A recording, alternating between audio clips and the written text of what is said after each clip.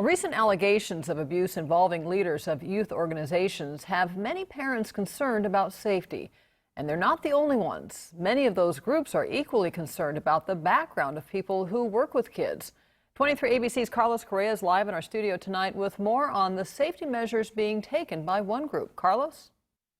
Jackie, the Boys and Girls Clubs of Kern County is just one of several centers providing young people a place to stay when parents aren't around. And according to group leader, safety is their top priority.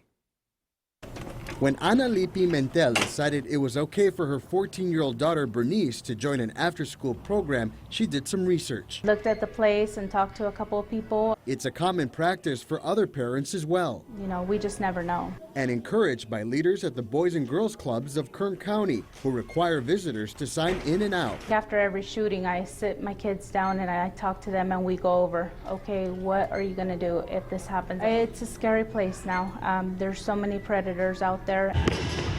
Children at the center work along many volunteers who, like all staff members, have to go through an extensive background check. But even when they're cleared and gone through the process of volunteering, our volunteers are never left alone with our children.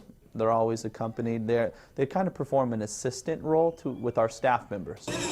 Volunteers take part in a mandatory orientation where they go over the organization's policies, best practices, and identify boundaries. These kids, not only, you know, their supervision is important, but the people they're around, they're role models. And we want to make sure that they're physically safe, but they're emotionally safe and they're socially safe. Strict guidelines help lift the stress off parents and lets young people be young people. I feel pretty safe because the door is always locked and we have a lot of staff here supervising us and stuff.